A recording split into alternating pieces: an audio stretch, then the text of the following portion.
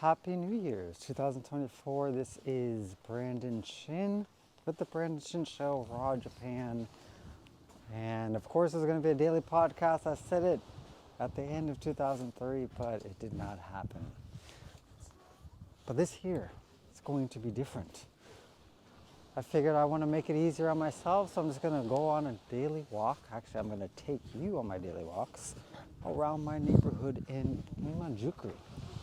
This is Imajuku, right near the ocean. Today is January 2nd, 2024, literally one day after the Ishikawa earthquake. I think it was like 7.4 magnitude, pretty intense. We didn't feel anything in Fukuoka, but they said there was a 1 meter tsunami coming. Please evacuate. I went to the movie theater to go watch traditional Japanese anime, Ge Taro, or is it Kitaro? Anyway, it was about yokai monsters, very classic cartoon. Of course, I'm writing about yokai with my latest novel release, Yokai Shadows, a fantasy, thriller, and romance based in Japan. Two main characters, one from Ghana, one from Japan. No theater masks, yokai battles, international romance. What else could you want?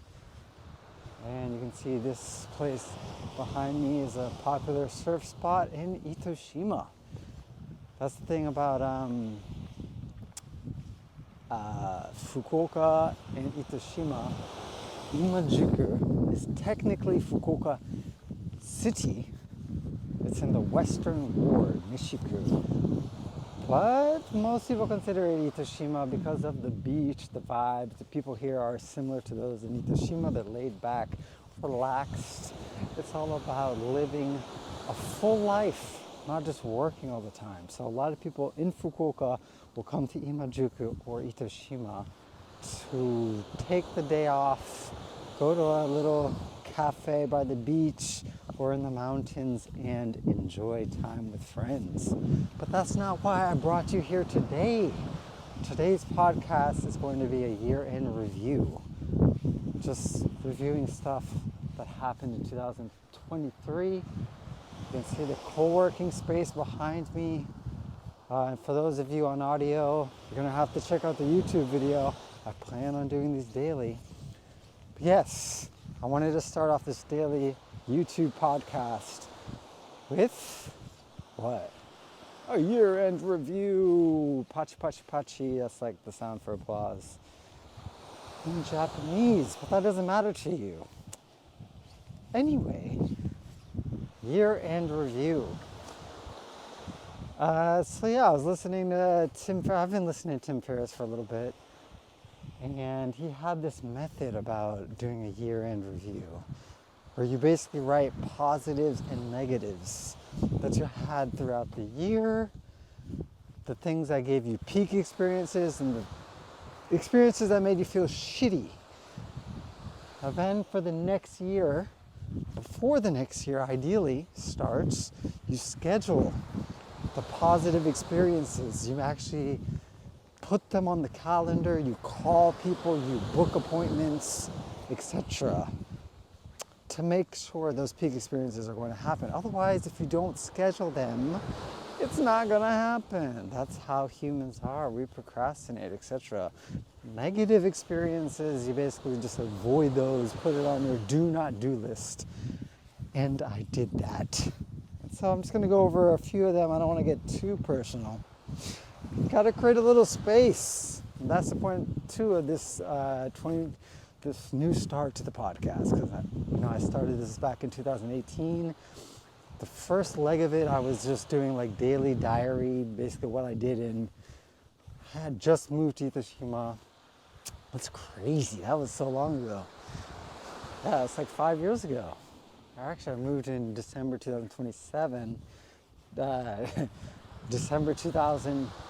Wow. Camera getting a little heavy. Just flipped out. If you're on YouTube, you'll see it. But yeah, December 2017.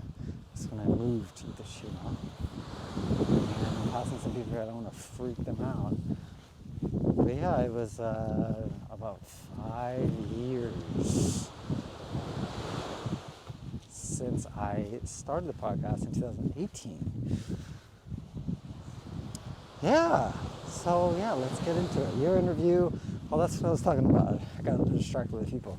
I don't want to make it too personal with this content. I want to be able to share stuff, stories, of course my books, but my experiences in Japan, a lot of which fuels my work, and just give you a little insight into how it is to live in Japan on a daily basis, and of course tap into some cultural themes and projects and stuff that you might enjoy. Of course, you can always leave suggestions or things you want me to talk about if you're subscribed to my newsletter, BrandonChin.net. Just go there and subscribe. All right, so yeah, let's get into the year in review. Dun, dun, dun, dun. That's the beauty of having two phones. I can record and also read.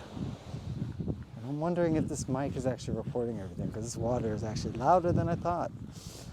I do have a wind thing, but that thing flies off all the time, man. It's just not gonna work. All right, year in review, here it is. Let's walk through the forest here, make it a little quieter, you know? Goodbye. Well, actually, you'll still see the ocean. But yeah. All right, here are some of the things that I said I would schedule now. You can see some birds coming. I attract all the birds, all the nature. Wow, that's a lot, actually. What's up, guys? They think I'm going to feed them. I do not have food for you, but I have knowledge. Okay, so some of the things that I think I would schedule now, that I have already worked into my schedule. Monthly social media breaks for at least a week.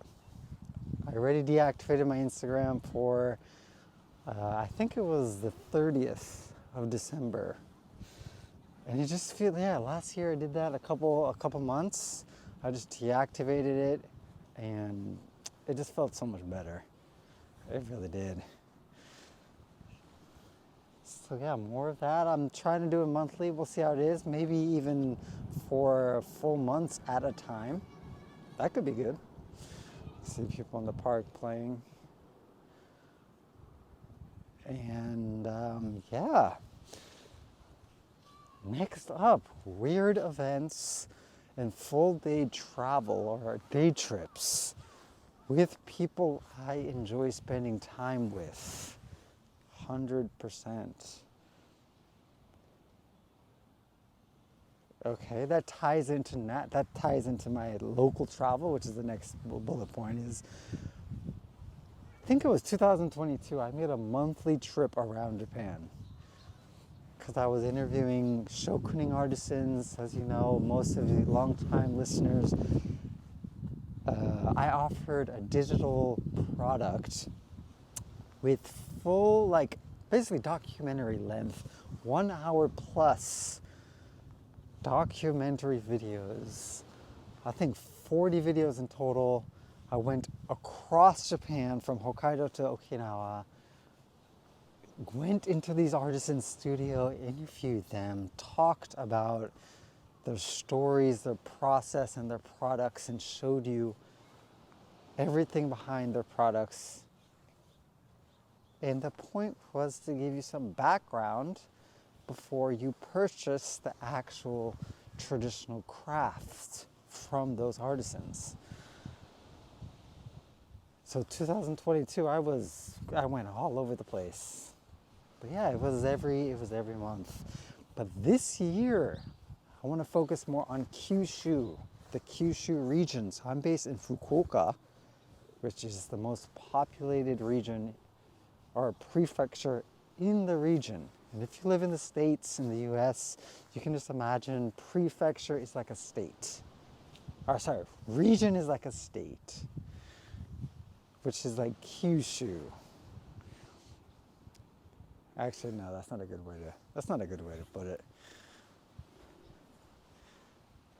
I guess it's not very comparable. I think most people consider states as, or prefectures as a U.S. state.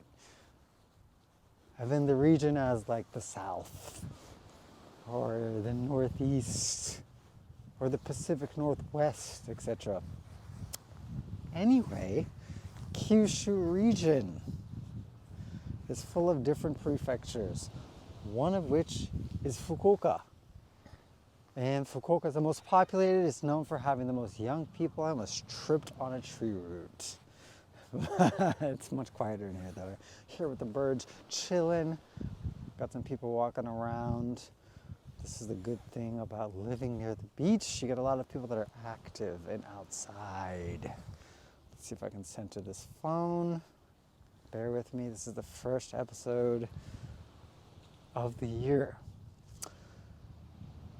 But it's also like episode 288, which is insane to think about, you know? I think most podcasts don't make it past 20 episodes, which just goes to show I'm a consistent and reliable person. Except consistent and reliable people don't say that. So yeah, that's what we're working on for 2024. Speaking of consistency, local travel. Back to the main thing for the year-end review. Local travel in Kyushu. 2022, I was all over the place. 2023, I didn't travel that much. I went to the US for a wedding, and also my brother, who was performing a regional theater play that is now on Broadway. Yes, my brother is going to be performing on Broadway this spring, which is insane, but he worked for it, so it's deserved. It's not that surprising because it was written. That is a Damian Marley song that you should look up. It was written in the book of life. Okay, I see someone inside the forest. I guess forest bathing. That's true. Japan made that very popular. You can see them behind me if you're into YouTube. The YouTubes. But yeah, it feels good to walk around trees. So yeah, local travel. So monthly social media break. More weird events. Wow, this gimbal is not really focusing here. Full day, local travel with people that I enjoy spending time with.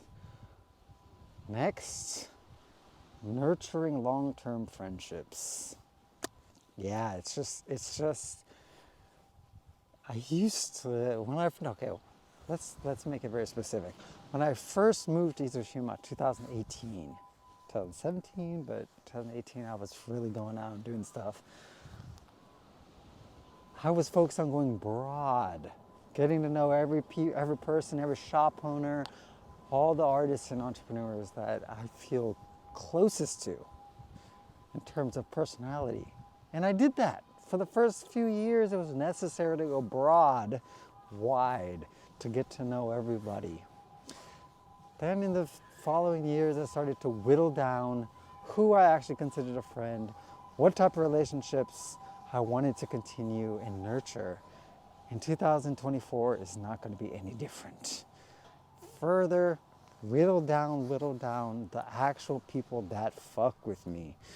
That takes a lot of being direct with people. Some people invite you out and, hey, let's do this, hey, let's do that. And sorry, YouTube people, it's a lot of gimbal movement.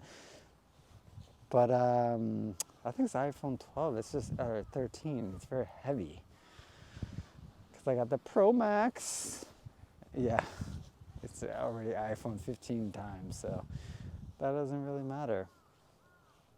But what matters is long-term friendships, nurturing and watering those friendships that pour into you, that you feel energized, not drained. So yeah, nurturing long-term friendships, nurturing artisan relationships. And again, I think the first interview I did was maybe 2020. It might have been 2019, but 2020, let's start from the pandemic, which is insane to think about. Pandemic just starting. I'm emailing, I'm calling these artisans, hey, people can't come now. I want to get your products more global recognition. Can I come and interview you in your studio? A lot of them said yes. Of course, I got rejected a few times, but a lot of them said yes. And I went around, traveled during the pandemic while working as an English teacher, and did the damn thing. Right. Then I sold that as a digital product, which helped me launch my business in Japan, which is currently what I'm doing right now. I have a business manager visa, which, as you know, is $50,000 US to start. You need $50,000 in capital to start. And so I tapped one of my connections in Itoshima, who was a business owner, borrowed the money, and got to work. And now they are paid back. They have been paid back. I think I just stepped in some poop. No, that was some straw. But yes, I want to nurture these artisan relationships.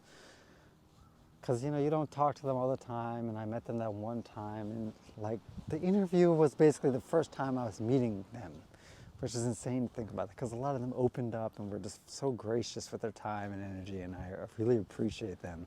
So I want to nurture and pour into those artisan relationships. I sold, let's say 60% of the artisan relationships I made. I sold 60% of those artisans' crafts. So there's a few left over that I haven't really sold anything, and it's just the reality of the situation. A lot of their products don't have demand, which is why they're dying out in Japan. And so they're trying their best to adapt and make smaller objects using those traditional techniques from decades and centuries ago here in Japan, but it's just not working in Japan, which is why I was trying to bring it abroad. But same effect. There's only a few things that have really hit home with people. Japanese knives, longbows, koto instruments, shamisen, things like that. Of course, pottery, porcelain, but there's just so many different styles. People have their different tastes. It's hard to capture, the exact taste of what people want abroad. So they just have to experiment and try their best. But yeah, nurturing those artisan relationships and more long-form content, which is what this is. Long-form content. So that you can know me well. So I don't want to be, I heard this, I think it was, I had to forget his name, but someone said it. It's like, content is not to be well known, not to be famous, but to be known well, which is deep connections with your audience. And so that is what I'm aiming for with this. This is why it's going to be very raw. Like, this is free flowing.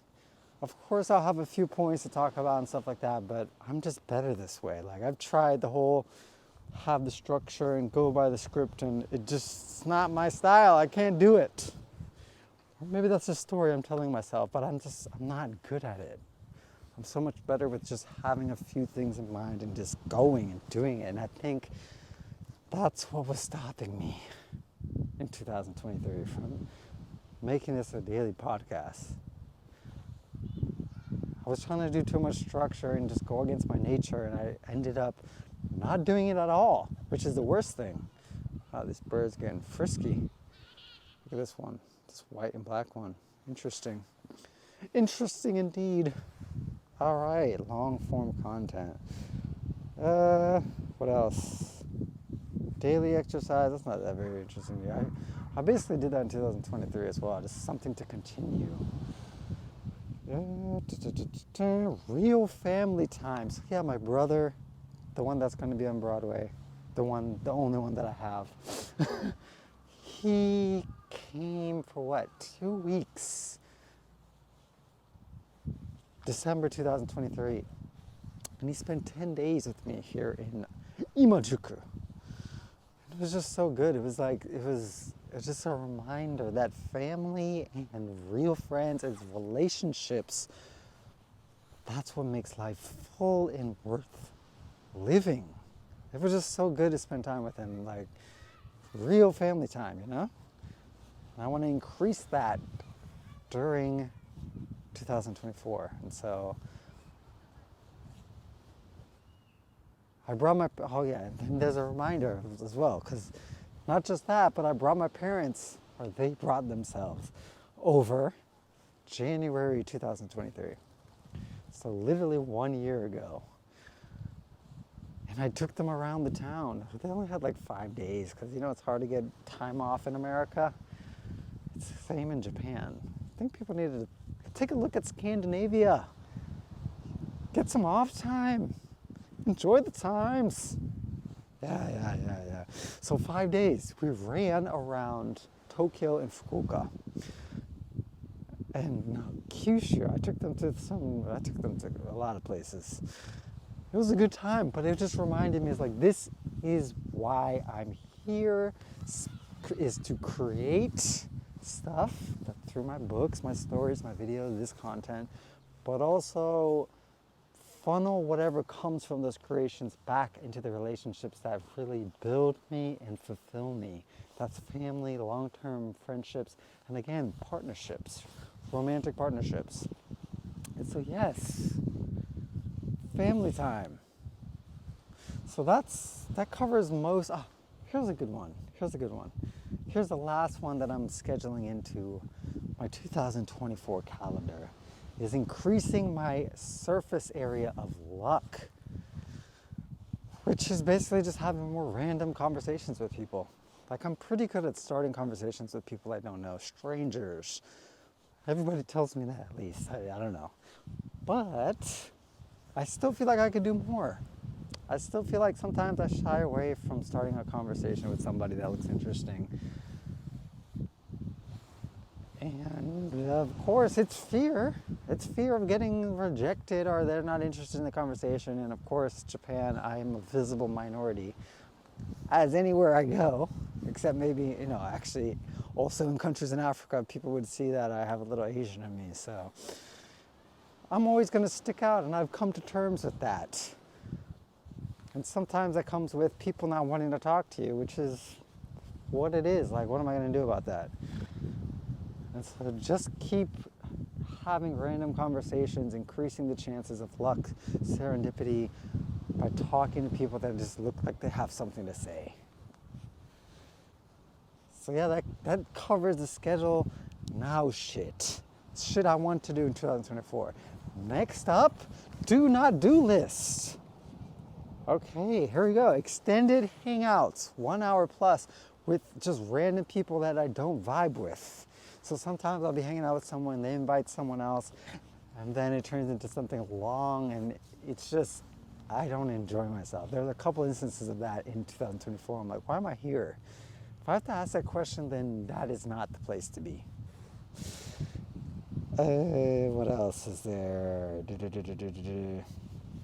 Also, this one's kind of interesting because I lived in Japan for 9 years, but I just started to realize I do not enjoy full Japanese groups. Full Japanese groups that I don't have existing relationship with, which ties into with people I don't know. Because I become a spectacle. If I'm the only foreigner and there's a lot of them, the majority of the people in the group I don't know, the focus is on me being a foreigner and the differences in culture. And like, it's just a tired conversation and experience I've had over 9 years here. And I'm tired of doing that. I don't want to do that in 2024. So it's either going to be groups of Japanese people that I know already, maybe a couple or a few that I have never met, or a mix of Japanese and foreign people.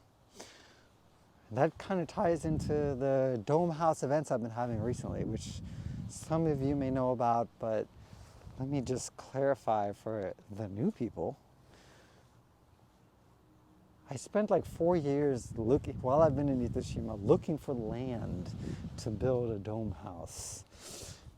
I attempted to buy some land in 2022, but it didn't work because I was greedy. and I had enough money for the deposit. Told the people in 6 months I'll have the full amount. 6 months passed, didn't have it. It was in the contract that if I didn't have it, I would have to pay a fine and lose my deposit. And so I'm still paying off that fine for that land, which is fine. It was a good lesson. It's a good lesson. But the point of finding that vacant lot in Itoshima, besides wanting to own something for myself, is that I want to build an event space. A circular dome house that is resistant to earthquakes and other natural disasters, quite common in Japan. You know, I started this podcast off talking about the earthquake in Ishikawa. It just so happens that the dome house company that built this new type of material that's made from like a reinforced styrofoam, trust me, it's not just a styrofoam box, or a styrofoam circle, it's strong. And it's resistant to fire and all that stuff that you would want in a home. But that company is based in Ishikawa. In 2016, there was a Kumamoto earthquake that rocked the city. There is a resort center called Aso Farm Land or Aso Farm Park. I think there's like 200 of those dome houses. I've stayed there before with a friend, but people use that resort center as escape grounds because the dome house can withstand earthquakes because of its circular nature and of course its material. It's also insulated, which Japanese traditional houses are notoriously known for, or not known for being poorly insulated. That's what they're known for. Like during the winter, there are instances where the traditional houses made of wood that you stay in, yeah, those are colder than the outside, which is insane to think about. Like, I spent many weeks in Hiroshima, many different places. When I first arrived in Japan, you can listen to my, just go a couple episodes back. You'll see my story of how I first came to Japan, etc. But I was basically volunteering on farms and working in like B&Bs, helping old people do the damn thing. But the houses they were in were very fucking cold. And I didn't want that. I didn't want that for my own residence. But of course we're talking about the event space, because of course I want to live in one. But the main priority right now is to build an event space where I host events while also showcasing some of the Japanese crafts, some of the crafts from artisans I've come to know. Sorry, this gimbal is giving me trouble. Yeah. So that's what I'm gonna do. Dome house, that's what I'm looking for. And let's tie back into the do not do list, which is spending time in all Japanese groups. So the dome, I've had a couple dome house events in 2023. The first one was in like October. Second one was in December.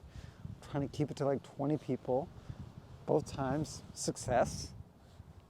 Did what I want to do. We had icebreakers, we had name tags, we had unlimited sake, and it was like $7 for attendance fee, like, which is 1,000 yen, which is insane. And for Japanese events, usually 3, 4, 5, depending on what you offer, especially if there was unlimited sake. But the focus for me was to get people together and provide the space for people to have conversations, because you go to bars in Japan and people are wasted and it's not good. It's very seedy. Most people meet at bars in general in life, right? I mean, I met my girlfriend at a bar, but this is different. I wanted it to be like curated conversations while also having themed days. So like traditional Japanese pottery, traditional Japanese ukiyo woodblock prints. They're on display. No masks. Sometimes have performances from traditional Japanese instrument players, koto, shamisen, biwa, shakuhachi, etc. Really give people a chance to experience this culture, but also get to know people in the party. That's the point of the icebreakers. I think I saw the guy that wrote the book, it's like a small book, 2 hour, I think it's called 2 Hour Cocktail Parties. I think the guy's name is Nick Gray. I happened upon his work. I was like, okay, this is a great chance to try this at the Dome House. Host these like small themed 2 to 3 hour cocktail parties where there's no food, no chairs, so you don't sit down, because when you sit, you get stuck in a conversation. You don't go around and meet everybody.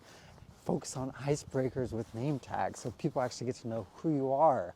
Everybody in the room knows something about you. And if they're interested, they can approach you.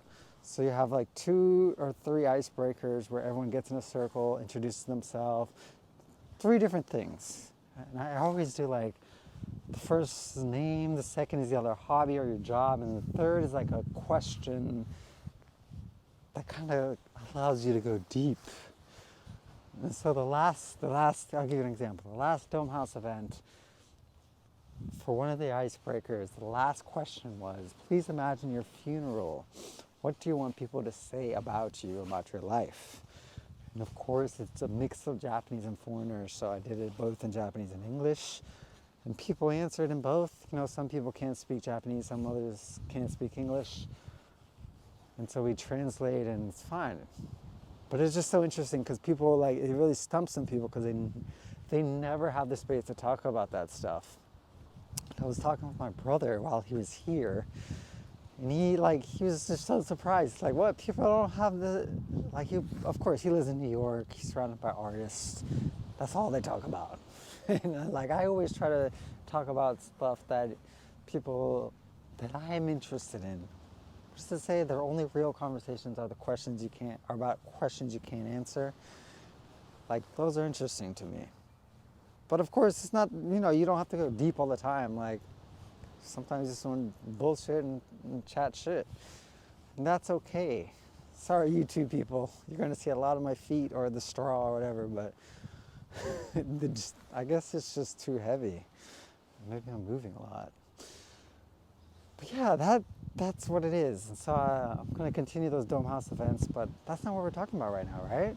We're talking about my do not do list, which is hanging out with all Japanese people that I don't know. So it has to be a mix of foreigners or Japanese, or majority Japanese people that I already know and have an established relationship with, because I don't want to be a spectacle. I'm tired of that. You can go, there's plenty of accounts of people talking about, like, you're always a foreigner in Japan. I understand that, but a lot of the people I've come to know as friends actually talk to me like they talk to their Japanese people, or their Japanese friends, I should say, which is, I want more of that.